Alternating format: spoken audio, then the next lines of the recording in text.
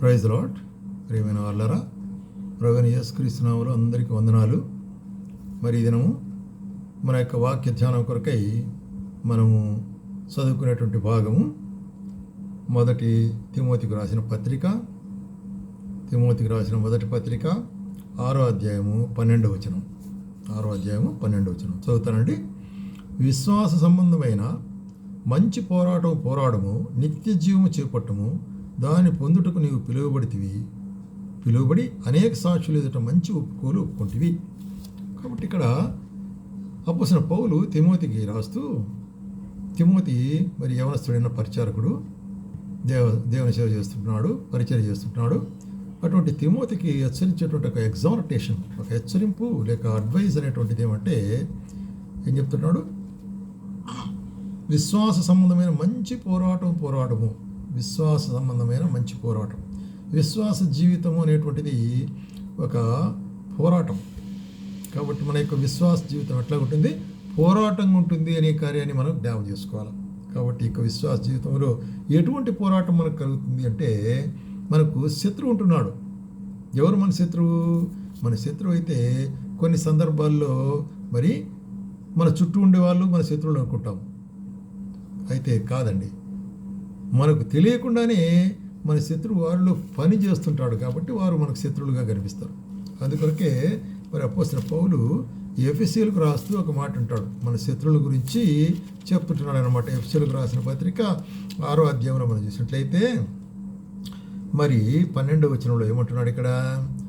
ఏలైనగా మనం పోరాడున్నది శరీరాలతో కాదు కానీ ప్రధానులతోనూ అధికారులతోనూ ప్రస్తుత అంధకార సంబంధము లోకనాథులతోనూ ఆకాశమండలం ఉన్న దురాత్మల సమూహంతోనూ పోరాడుచున్నాం. వీళ్ళంతా మన యొక్క శత్రువులంట.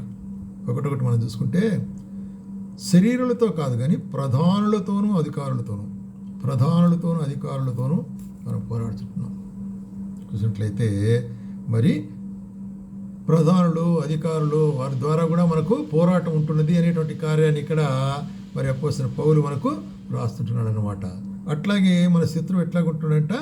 అంధకార సంబంధము లోకనాథులతో, అంధకార సంబంధమైనటువంటి కనిపించినటువంటి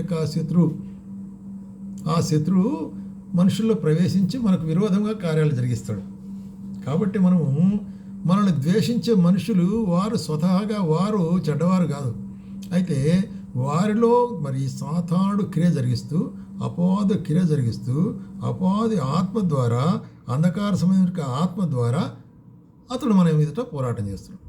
కాబట్టి మనం దీన్ని బాగా గుర్తించవలసి అనుకుంటున్నాం. కాబట్టి మనము మనుషులలో ఉండే అపవాది మీద పోరాడాలి కానీ మనుషుల మీద పోరాడకూడదు. బాగా గమనించవలసిన విషయం. అందుకొరకే మరి మనుషుల్లో ఉండే అపవాది మీద పోరాడాలా, అంధకార సంబంధమైన శత్రువుల మీద పోరాడాలంటే ఏం చేయాలంటున్నాడు? చూడండి, 2 కొరింథీయులకు రాసిన పత్రిక మనం పోరాటం ఎట్లాగుండాలా అనే కార్యాన్ని 2 కొరింథీయులకు రాసిన పత్రిక 10వ అధ్యాయంలో ఏమంటున్నాడంటే 4వ వచనంలో, మా యుద్ధోపకరణములు శరీర సంబంధమే కావు కానీ దేవుని ఎదుట దుర్గములను ద్రోయజాలినంత బలము కలవై ఉన్నవి. కాబట్టి మా యొక్క యుద్ధోపకరణములు శరీర సంబంధమైనవి కావు, అవి దేవుని ఎదుట దుర్గములు అంటే దుర్గములనే, ఫోర్ట్నే పడగొట్టేటువంటి బలమే. అయితే శరీర సంబంధమైనట్టుగా గన్సో, ట్యాంక్సో, ఫిరింగ్ అట్లాంటివి కాదు. అంటే అర్థం ఏంటి? ఇక్కడ ఆత్మ సంబంధమైనటువంటి కార్యాల గురించి చెప్తున్నాడు. కాబట్టి శరీర సంబంధమే కాదు కానీ ఆత్మ సంబంధమైనవి అనేటువంటి కార్యాన్ని గురించి చెప్తున్నాడు అన్నమాట. మేము వితర్కములను, దేవుని గురించిన జ్ఞానం అడ్డగించు ప్రతి ఆటంకమును పడద్రోసి ప్రతి ఆలోచనను క్రీస్తులోనికి చొరపట్టబడేటట్లు. కాబట్టి ఆలోచనలు, తలంపులు క్రీస్తులోనికి త్రిప్పేదాని కొరకై మనము మరి మన యొక్క పోరాటము మరి ఆత్మ సంబంధమైనదిగా ఉంటుంది అంటాడు. కాబట్టి ఇక ఆత్మ సంబంధమైన పోరాటాన్ని గురించి మనం గమనించినట్లయితే ఎంతో వివరంగా మనం చూస్తుంటున్నాము. ఎఫెసీయులకు రాసిన పత్రికలో మరి ఆత్మ సంబంధమైన మరి పోరాటం ఎట్లాగుంటున్నది, మరి యొక్క ఆత్మ సంబంధమైన పోరాటంలో మనకు మరి ఎటువంటి యొక్క మరి యుద్ధోపకరణలు అవసరము అనేటువంటి కార్యాన్ని గురించి కూడా చెప్తుంటున్నాడు అనమాట. చూడండి, ఎఫెసీయులకు రాసిన పత్రిక 6వ అధ్యాయము 11వ వచనం, మీరు అపవాది తంత్రములను ఎదిరించుటకు శక్తివంతులగునట్లు దేవుడిచ్చు సర్వాంగ కవచము ధరించుకున్నాడు. కాబట్టి అపవాది యొక్క మరి తంత్రములను ఎదిరించే దాని కొరకే మనం ఏం చేయాలా? దేవుడిచ్చే సర్వాంగ కవచం అంటే మనకు ఒక సైనికునికి ఏ విధంగా సర్వాంగ కవచం అంటే తలకు, తర్వాత చెయ్యి, యూనిఫార్ము, కాళ్ళకు బూట్లు ఇట్లా ఉంటుందో అదే విధంగా ఆత్మీయమైనటువంటి యొక్క మరి కార్యాల గురించి ఇక్కడ చెప్తున్నాడు. 7 ఒక రకములైన మరి మన వెపన్స్, మన ఆయుధాలు 7 రకాలుగా ఉంటుంది అన్నమాట. మొట్టమొదటిగా చూసినట్లయితే ఏం చూస్తున్నాము? 14 వచనంలో చూసినట్లయితే దేవుడు ఏలైనగా మీరు నడుమునకు సత్యమును దట్టి కట్టుకొనుడి. కాబట్టి నడుమునకు మన బెల్ట్ ఉండాలి. సత్యము అనేటువంటిది ఎప్పుడే కానీ సత్యమునకు నేను నిలబడి ఉంటున్నాను అనేటువంటి కార్యం మనం కలిగి ఉండాలి. కాబట్టి ఎట్టి సందర్భంలో కూడా అసత్యమునకు సపోర్ట్ చేసే వాళ్ళముగా మనం ఉండకూడదు. అసత్యము లేక అబద్ధము అనేటువంటిది ఎవరు కల్పిస్తున్నారు? సాతానుడు కల్పిస్తున్నాడు. అందుకొరకే యేసుప్రభువు ఏమంటాడు? మరి యూదుల గురించి చెప్పేటప్పుడు, అక్కడ శిష్యుల గురించి చెప్పేటప్పుడు, జనుల గురించి చెప్పేటప్పుడు మీరు మీ అపవాది సంబంధమైనట్టుగా మరి అపవాది కుమారులు అంటాడు. వాడు అపవాది అబద్ధికుడును అబద్ధమునకు జనకుడు అంటాడు. కాబట్టి అబద్ధం అనేటువంటిది సాతాను కార్యము. దాన్ని జయించాలంటే మనం ఏం కలిగి ఉండాలా? సత్యం అనేటువంటి బెల్ట్ మనం కలిగి ఉండాలి. రెండవదిగా ఏం చూస్తున్నాము? చూసినట్లయితే మరి చూడండి, తొడుక్కొని మరి మీ నడుమునకు సత్యము తట్టి ధరించుకొని నీతిని మయమరుగు తొడుక్కుని దాని మీద ద రైచియస్నెస్ అనేటువంటి covering, that is uniform. Righteousness is our uniform. మనకు యూనిఫార్మ్ నీతి అనేటువంటిది. కాబట్టి ఒక నీతి అనేటువంటి యొక్క యూనిఫార్మ్ ధరించిన వారు ఉండాలి. అంటే మనము నీతి ద్వారా మనం పోరాడాలి. అనీతి సంబంధమైన కార్యములు ఉపయోగించి శత్రువుతో మనం పోరాడకూడదు. కాబట్టి నిజమైన న్యాయమైన విధానంగానే మనం పోరాడాలి, కానీ ఎట్లో ఒకట్లా జయించాలి అనేటువంటి కార్యం మనం చేయకూడదు. అది తప్పు, అది పొరపాటు. నీతి అనేటువంటిది చాలా ముఖ్యమైనది. అట్లాగే మనం చూసినట్లయితే మరి 15 వచనంలో ఏమంటాడు ఇక్కడ? పాదములకు సమాధానమును సిద్ధ మనస్సు అంటే రెడీనెస్, ప్రిపేర్డ్నెస్, సిద్ధపాటు. కాబట్టి పాదములకు ఎటువంటి జోడ్లు కలిగి ఉండాలంటే సమాధానము సువార్త అయినట్టుగా సిద్ధ మనసును జోడు. కాబట్టి మన జోళ్ళు లేక మన యొక్క బూట్లు ఎట్లా కూడా అంటే సిద్ధ మనస్సు అనేటువంటిది మన బూట్. అంటే ఎప్పుడే కానీ ఆయన కొరకై మనం నిలబడేదానికి సిద్ధంగా ఉంటున్నాను, నేను సువార్త కొరకే నేను సిద్ధంగా ఉంటున్నాను అనేటువంటి భావం మనకు చూపించేదిగా ఉంటుందని అది కాలేదైపోయింది. తర్వాత మరి ఇక్కడ చూస్తుంటున్నాము 16వ వచనంలో విశ్వాసమును డాలు పట్టుకొని. విశ్వాసం అనేటువంటి డాలు మనకి జీవితంలో విశ్వాసాన్ని పట్టుకోవాలి, విశ్వాసాన్ని వెంబడించాలి, విశ్వాసాన్ని కలిగి ఉండాలి. విశ్వాసమును డాలు. కాబట్టి డాలు అనేటువంటిది యుద్ధంలో దేనికి పనికొస్తుంది, ఎందుకు పనికొస్తుంది అంటే ఇక్కడ చెప్తాడు చూడి. ఇవన్నీ కాక విశ్వాసమును డాలు పట్టుకున్నది, దానితో మీరు దుష్టుని బాణములను అన్నిటినీ ఆర్పుటకు శక్తివంతులు కుదురు. కాబట్టి దుష్టుడు మన మీద బాణం వేసేటప్పుడు మరి పాతకాలంలో యుద్ధంలో ఏం చేస్తున్నారు? బాణాలతో యుద్ధం చేస్తున్నారు కదా. అప్పుడు డాల్ అనేటువంటిది బాగా ఎడల్పుగా ఉంటుంది, ఒకటి పెద్దది. అది పట్టుకుని ఉంటే అది రౌండ్గా ఉంటుంది, స్క్వేర్గా ఉంటుంది, డిఫరెంట్ షేప్స్ ఉంటాయి. అతడు వేసే బాణం నుంచి మనం తప్పించుకునే దాని కొరకి. కాబట్టి శత్రువు బాణం నుంచి మనం తప్పించుకోవాలంటే ఏమవసరం? మరి చూసినట్లయితే మనకు ఏం అవసరం ఉంటుంది? ఇక్కడ చూసినట్లయితే విశ్వాసం అనేటువంటి డాలు. నీకు విశ్వాసం అనేటువంటిది కదా. యేసు ప్రభు ఒకసారి అమ్మా నీ విశ్వాసం గొప్పది అన్నాడు. అంటే గొప్ప డాలు అంటే అర్థం ఏంటి? విశ్వాసము కలిగించని సందర్భంలో ఆ విశ్వాసం కలిగి ఉండేది. అయ్యా నా కుమార్తెను రక్షించమంటే యేసు ప్రభు చెప్పాడు, నేను యూదుల దగ్గరికి వచ్చినాను కానీ మీ కొరకు కాదన్నాడు. అయ్యా మేము కూడా నీకు దాసులమే కదా అన్నట్లు మాట్లాడినప్పుడు యేసు ప్రభు కరిగిపోయి అమ్మా నీ విశ్వాసము గొప్పది అంటాడు. అట్లాగే శిష్యులు ఒకసారి పడవలో పోయేటప్పుడు మరి తుఫాన్ వచ్చింది. యేసు ప్రభు కూడా అక్కడే ఉన్నాడు, ఆయన పడుకొని ఉంటున్నాడు. వాళ్ళు వెంటనే అయ్యో ప్రభు మేము చనిపోతున్నాం అంటున్నాడు. అంటే ఏంటి? మరి అవిశ్వాసం అది కదా. అందుకొరకు ఆయన లేచి గాలిని గద్దించి అవిశ్వాసులారా అంటాడు, అల్ప విశ్వాసులారా అంటాడు.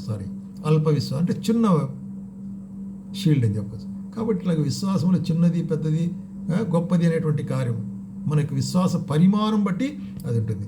తర్వాత మరి చూసినట్లయితే రక్షణ శిరస్త్రాణం అంటే హెల్మెట్. ఈ హెల్మెట్ అనేటువంటి దేని సదృశ్యంగా ఉంటుంది? రక్షణ.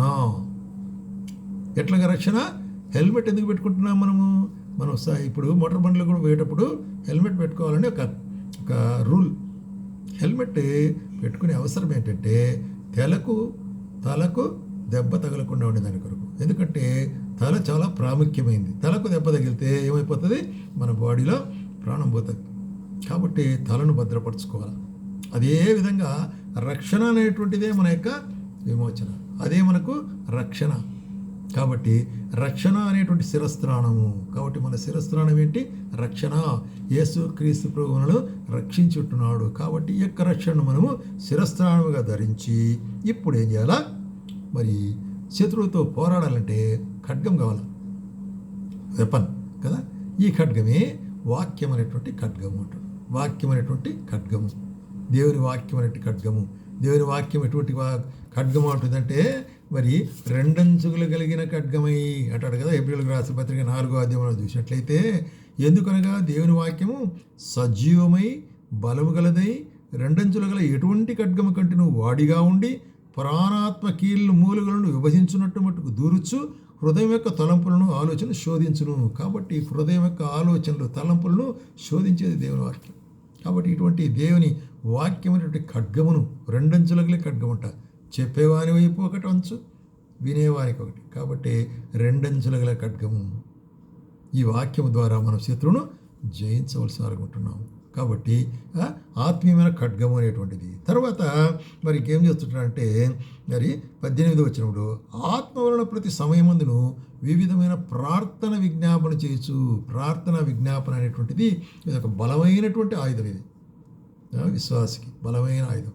ఏం చెప్తున్నాడు యేసు ప్రభు చెప్తున్నాడు, నా నామమున ఎక్కడ 2-3 కూడి ప్రార్థిస్తూ వారి మధ్యలో నేను ఉంటున్నానని చెప్తూ, ఎవరైనా నా నామములో మరి కలిసి ఏక మనసుతో ఈ లోకములో ఏదైనా బంధిస్తే అది పరలోకములో బంధించబడి ఉంటాడు. ఈ లోకంలో ఏది విప్పుతామో అది పరలోకంలో విప్పుడు ఉంటాడు. అంటే ప్రార్థన శక్తి ఎట్లాగుంటుందంటే పరలోకంలోని వస్తువులను కదిలించే శక్తిగా ఉంటుంది. దేవుని సమీపంలో అది ఎంతో మరి వాల్యుబుల్గా ఉంటుందంట, విలువైనదిగా ఉంటుంది ప్రార్థన. కాబట్టి ప్రార్థన మరి అందుకొరకే చెప్తారు, మరి మనం శత్రువుని జయించాలంటే ఏముండాలా? మోకాళ్ళ మీద ఉండాలి. మనం మోకాళ్ళ మీద ఉంటే శత్రువు పడిపోతాడు, మనం నిలబడుకొని ఉంటే శత్రువు మన మీదకి లేస్తాడు. అది వ్యత్యాసం. అంటే అర్థం ఏంటి? ప్రార్థన ద్వారా శత్రువు మనం జయించగలం. కాబట్టి ఇట్లాగా అది చూసినట్లయితే మనము స్పిరిచువల్ వార్ఫేర్లు మనకు అవసరమైనట్టు 7 రకాలైనటువంటి వెపన్స్ మనం చూసినాం. మొట్టమొదటిగా చూసినట్లయితే సత్యము అనేటువంటి కదా. తర్వాత రెండవదిగా మనం చూస్తున్నాము నీతి అనేటువంటిది. మూడవదిగా మనం చూస్తుంటాము ప్రిపేర్డ్నెస్, సిద్ధ మనస్సు అనేటువంటిది, ఫుట్టే ఇస్తుంది. అట్లాగే మరి షీల్డ్ ఆఫ్ ఫెయిత్, తర్వాత హెల్మెట్ సాల్వేషన్, తర్వాత చూసినట్లయితే మనము sword of the law, that is word, దేవుని వాక్యం అనేటువంటి ఖడ్గము. తర్వాత ప్రార్థనలో నిలిచి ఉండేటువంటి బలం, ప్రార్థన బలం. ఈ 7 కార్యాల ద్వారా మనం శత్రువును జయించవలసిన వారంగా ఉంటున్నాము. కాబట్టి స్పిరిచువల్ వార్ఫేర్లో 7 చాలా అవసరం. అందుకొరకే అపోస్తలుడు పౌలు కూడా ఏమంటాడంటే, నేను జయించున్నానంటాడు. మంచి పోరాటం పోరాడి తినంటాడు కదా. మంచి పోరాటం పోరాడని తన యొక్క సాక్ష్యం చెప్తున్నాడు. చూడండి 2 తిమోతి పత్రిక 4వ అధ్యాయంలో మనం చూసినట్లయితే 2 తిమోతి పత్రిక 4వ అధ్యాయంలో ఏమంటాడు? 7వ వచనంలో, మంచి పోరాటం పోరాడి తిని నా పరుగు కడముట్టించి తిని విశ్వాసమును కాపాడుకుంటుని. కాబట్టి అట్లాగా చెప్పగలిగే వాళ్ళం ఉండాలి మనం. మంచి పోరాటం నేను పోరాడి తిని. కాబట్టి స్పిరిచువల్ వార్ఫేర్లో, ఆత్మీయ యుద్ధములో మనము ధరించుకోవాల్సిన కార్యాలన్నీ మనం చూసాం. ఆ కార్యముల ద్వారా మనము శత్రువుని జయించగలము. కాబట్టి శత్రువుని జయించు అంటున్నాడు అక్కడ. ఫైట్ ఏ గుడ్ ఫైట్ అన్నాడు. మంచి పోరాటం పోరాడమంటాడు. అపోస్తలుడు పౌలు అంటే నేను మంచి పోరాటం పోరాడినానని తన ఎగ్జాంపుల్ చెప్తూ, పోరాడినాను, నా పరుగు తుదముట్టించినాను. కాబట్టి నాకేముంది? పరలోకములో ఆ నిత్య జీవం ఉంటుంది. పరలోకంలో నాకు నిత్య జీవం ఉంటున్నది. అంత మాత్రం కాకుండా నీతి కిరీటం ఉంటున్నది. పరలోకంలో ఏముంది? నీతి కిరీటం. నాకు మాత్రమే కాదు. ఏం చెప్తాడు ఇక్కడ? ఆ దినమందు నీతిగల న్యాయాధిపతి ప్రభు, అది నాకు మాత్రమే కాకుండా ఆయనను ప్రత్యక్షతను అపేక్షించు వారందరికీ, సోదరుడు సోదరి, నీకు నాకు అందరికీ ఆయన ప్రత్యక్షతను, ఆయన రాకడను అపేక్షించు నీకు నాకు ఆ యొక్క నీతి కిరీటం ఉంటున్నది. ఎప్పుడు? మంచి పోరాటం పోరాడి మరి శత్రువుని జయించి మన జీవితంలో జయ జీవితం కలిగి ఉంటే మనకు ఫైనల్గా ఏముంది? నిత్య జీవం ఉంటున్నది. అందుకొరకే నిత్య జీవం కొరకైనా మంచి పోరాటం పోరాడమంటాడు విశ్వాసం ద్వారా. కాబట్టి ఆ నిత్య జీవం అనేటువంటిది మనకు ఉంటుంది. ఎట్లాగ పోరాడాలంటున్నాడు? ఇప్పుడు చూసినట్లయితే దాని కొరకై మనం సిద్ధపాటు కలిగిన వారంగా ఉండాలంటున్నాడు. చూడండి, అది మొదటి తిమోతి 1వ అధ్యాయము 18వ వచనంలో.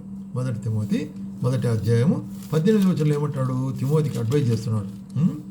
చూడండి, నా కుమారుడైన తిమోతి, నీవు విశ్వాసమును మంచి మనస్సాక్షి కలిగిన వాడివై నిన్ను గూర్చి ముందుగా చెప్పబడిన ప్రవచనం చొప్పున మంచి పోరాటం పోరాడవాలని నిన్ను గురించి ఆజ్ఞ చేస్తున్నాడు. కాబట్టి మంచి పోరాటం యవనస్తులైన వారు సిద్ధపడి ఉండాలి పోరాటం పోరాడడానికి. సోల్జర్స్ బి ప్రిపేర్డ్నెస్, అది ప్రాముఖ్యమైనది.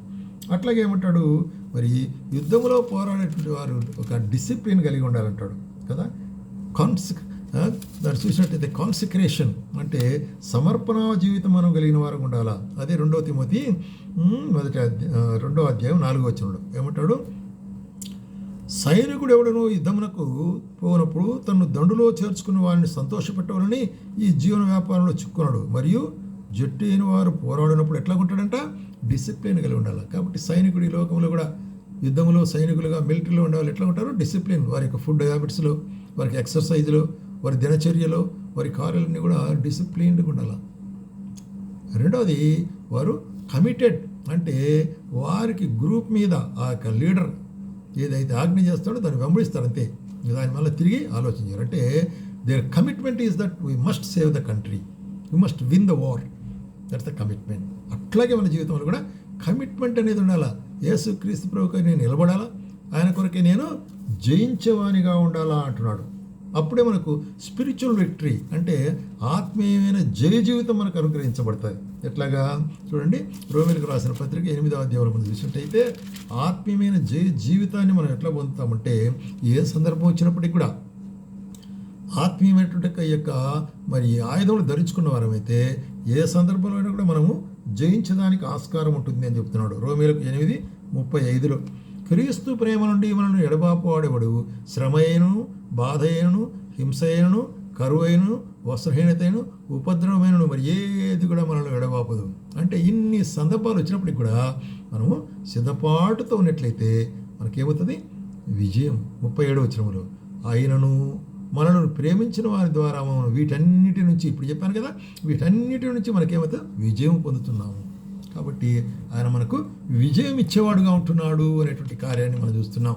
కాబట్టి విజయం ఇస్తుంటున్నాడు. అది ఎట్లాగా? నిత్యత్వం కొరకై. నిత్యత్వం కొరకై. అది కొరకై ఇక్కడ ఏం చూస్తున్నాం? మనం చదివిన భాగంలో చూసినట్లయితే మనం చదివినట్టు భాగంలో ఏం గమనిస్తున్నామంటే 1 తిమోతి 6వ అధ్యాయం 12వ వచనంలో విశ్వాసం మీద మంచి పోరాటం పోరాడము, నిత్య జీవమును చేపట్టుము. నిత్య జీవము, ఎటర్నల్ లైఫ్. నిత్య జీవం చేపట్టాలంటే the first and primary qualification is that నిత్య జీవం పొందాలంటే మనము 5వ అధ్యాయం యోహాను సువార్తలు చూస్తున్నాం. ఈ నా మాటలు విని నన్ను పంపిన వానందు విశ్వాసం ఉంచువాడు నిత్య జీవము కలవాడు, వాడు తీర్పులోనికి రాక మరణంలో నుండి జీవంలోనికి దాటి ఉంటున్నాడు. కాబట్టి నిత్య జీవానికి ఒక సూక్ష్మమైన మార్గం ఏంటంటే యేసు ప్రభు మాటలు విని దాని ప్రకారం నడుచుకున్నట అనేటువంటిది. అట్లాగే రోమీయులకు 6:23 ఏం చెప్తాడు? పాపములో జీతం మరణం, అయితే మన ప్రభు అయిన యేసుక్రీస్తునందు నిత్య జీవము, కృపావరము నిత్య జీవం. కాబట్టి మనం అందరం కూడా పాపం వలన మరణానికి పాత్రులమైనాము. అయితే యేసు ప్రభు తన కృప ద్వారా మరి మనకు ఒక రక్షణ మార్గం అనుగ్రహించినాడు. అదే ఆ నిత్య జీవ మార్గమే ఆయన యొక్క శరీరం అనేటి మరి ఆ సాక్రిఫైస్, సమర్పణ ద్వారా, అర్పణ ద్వారా ఆయన మనల్ని ఏం చేశాడు? విమోచించుతున్నాడు. కాబట్టి మనం ఏం చూస్తుంటామంటే మనం విమోచించబడిన మనము ఆ యొక్క నిత్య జీవనకు పాత్రులుగా ఉంటున్నాము. నిత్య జీవనకు పాత్రుడు. అది కొరకే ఇక్కడ చెప్పినట్లు నిత్య జీవం కొరకై కదా ఏమంటున్నాడు ఇక్కడ? నిత్య జీవమును చేపట్టుము అంటున్నాడు. కాబట్టి ఆ విధంగా మరి విశ్వాసమైన పోరాడిన వారముగా మన జీవితంలో మరి మంచి సైనికులు, డిసిప్లిన్ కలిగిన వారముగా మన జీవితంలో పోసిన పౌలు చెప్పినట్లు నేను మంచి పోరాటం పోరాడి తినట్లు మన యొక్క జీవితంలో విశ్వాసం ఆఖరి వరకు నిలబెట్టుకోవాలి. మరి ఆయన వాక్యము చదువుట్లో, వాక్యం ధ్యానించుట్లో, వాక్యం వినుటలో, వాక్యం గురించి ధ్యానించి దాని ప్రకారం నడుచుకున్నట్లో చాలా ప్రాముఖ్యమైనటువంటి కార్యాలు, చాలా ప్రాముఖ్యమైనటువంటి కార్యాలు అన్నమాట. దీని ద్వారా మనం ఏం చేయగలమంటే మనము మరి నిత్య జీవనం చేపట్టగలిగే వాళ్ళం ఉంటున్నాం. అందుకొరకే మనం పిలువబడి ఉంటున్నాం. కాబట్టి మనం పిలువబడిన పిలుపు ఎందుకొరకు? మనల్ని ఆ యొక్క మహిమలో ఆయన చేర్చుకునే దాని కొరకే మనం పిలిచి ఉంటున్నాడు. కాబట్టి అటువంటి యొక్క మహిమా జీవితం కొరకై, నిత్య జీవం కొరకై మనం ఏం చేయాలి? మంచి పోరాటం, ఆత్మీయమైన పోరాటం మరి పోరాడే వాళ్ళం గాను, ఆత్మీయమైన మరి యొక్క ఆయుధములు ధరించుకున్న వారం గాను మన జీవితం ఉంటున్నట్లయితే దేవుడు మనకు ఆ నిత్య జీవం ప్రసాదించి ఆయనతో కూడా మనం ఎల్లప్పుడూ ఉంటాం.